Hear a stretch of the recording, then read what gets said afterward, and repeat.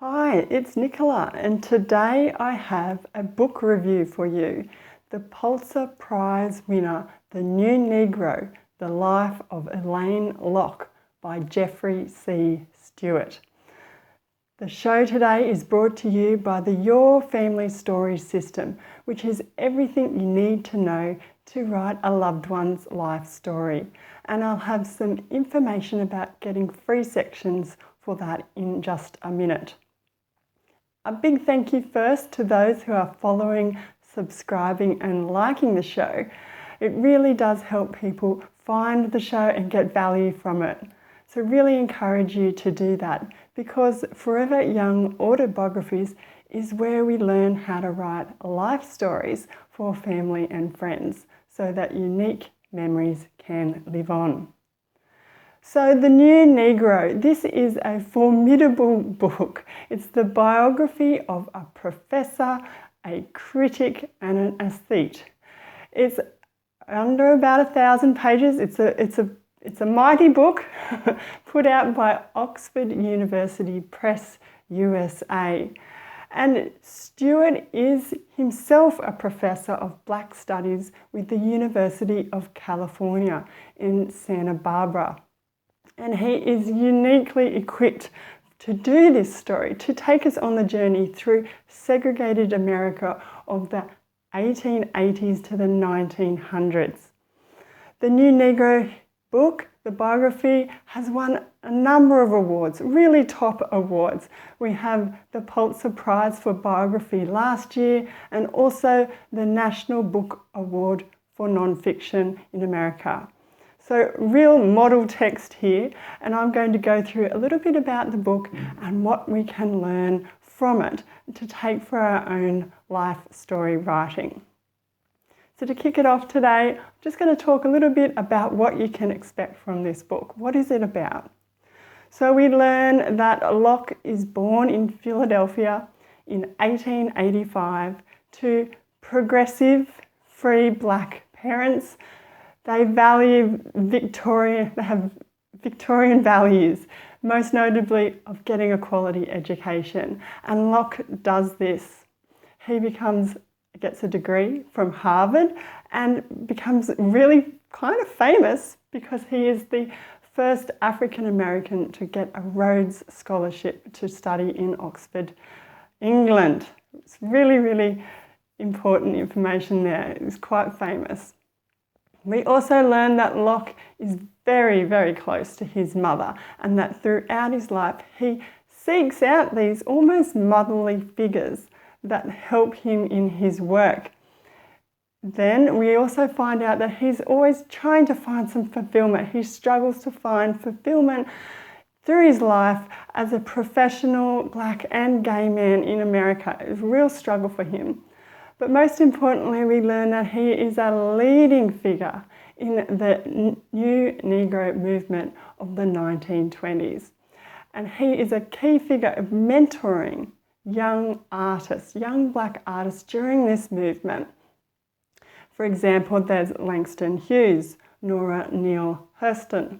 There's some names, but he's trying to mentor them to create beautiful, high-quality art that goes above racism. It goes to a whole new level and, in fact, in a broader way, encourages equality between the races.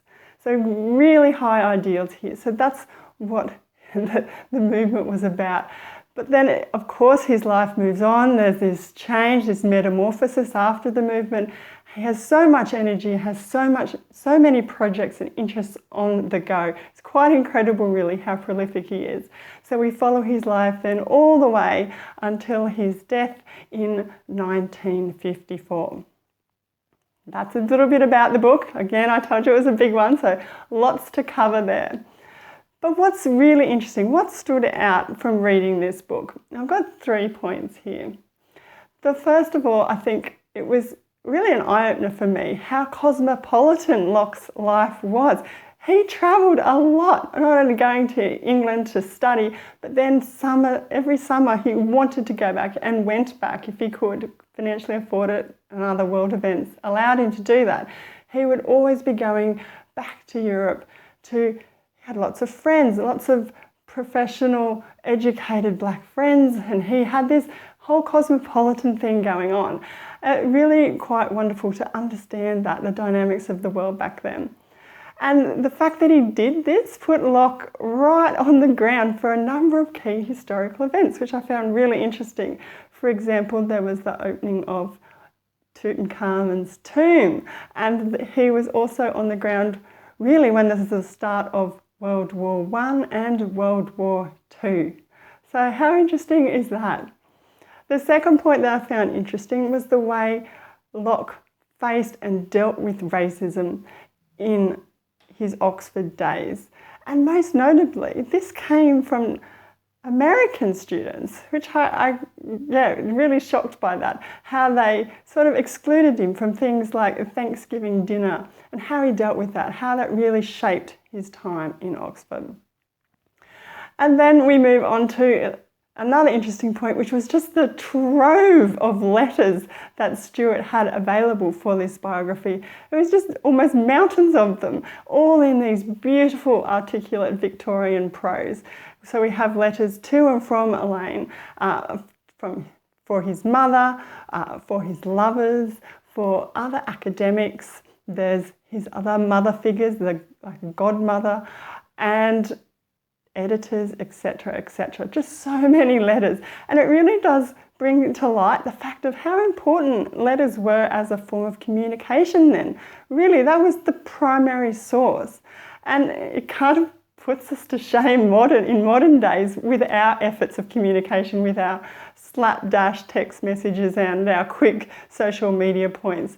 These Victorian letters are just so beautiful, and I think they're really worthwhile reading just on their own. So that was the top 3 interesting points. Now we'll just move to the final part of the show, which is what we can learn from this model text, this model biography. What can we take away for our own life story writing?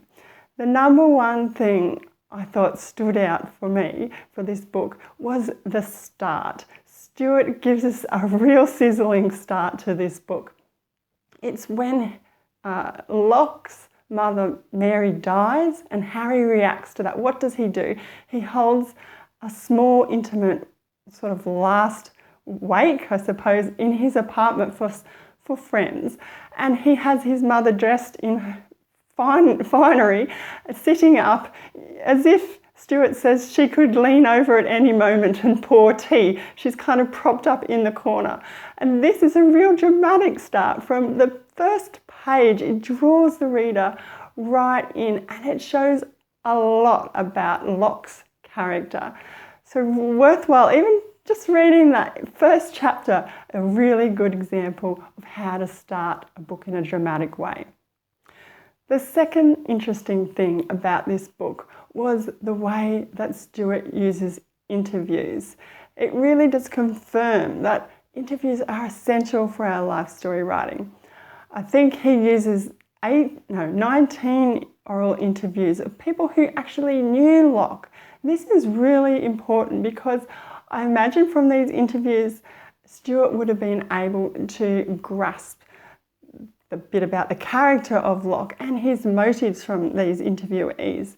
Also, of course, he's going to be able to get their point of view on situations, get essential information, plus more details. Really highlight the importance of interviewing others, whether that's to write their life story or get material for your own writing. That was a really, really important point, I think, a teaching point from this book.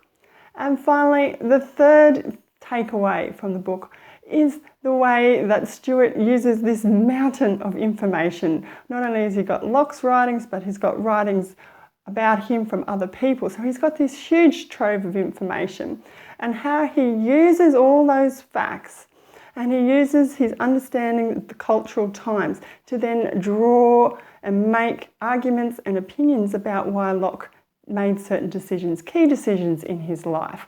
So I'm thinking, why did he stay in America? It's explained. Stewart gives his take on why Locke came to that position, why he did stay in America. Also around the controversy of his Oxford study. There's a lot going on there, and he tries to unpick that and gives some really good arguments. So I think just to see how he does that, it's really worthwhile giving the book a read. So there you have it. I'll just recap. We've talked about a little bit about the book, some interesting points of the book, and things we can learn from it. So it's basically the biography of a Rhodes Scholar. He's the father of the Harlem Renaissance, and it's put out by Oxford University Press, USA. And I'm hopeful that through this show, you will see the broad reach of Locke's legacy, and it will really move you to start your own life story project, your own life story work. I encourage you, this is just a small snippet of an article I've got over at my website. I'd like you to go take a look at that one. You can see the cover of the book, the photo of Stewart, plus links to some of the teaching points for more information so you can do that in your own writing. And you can go to foreveryoungautobiographies.com/thenewNegro. And I'd love to hear, are you going to read the book? Have you read the book? What did you think? Leave me a comment. And you can ask me any questions about the book or life story writing. Go to foreveryoungautobiographies.com/contact. I mentioned that the show was sponsored by the Your Family Story system, which is everything you need to know to write a loved one's life story. So you could be interviewing them to write their life story, or you could be interviewing a loved one to get material for your own life story. Okay, this is more this interview phase. I show you how to plan the interview, hold the interview, then to what to do with all this information, how to compile it, and then present it or package it in some form. So you can get free sections for that. Take a look. It's at foreveryoungautobiographies.com/free. All you do, put in your email, hit enter, and I'll send those to you. Highly recommend that you check that one out. Please follow, subscribe, and like the show, because I will be back again really soon with a new topic. And until then, happy writing and happy reading.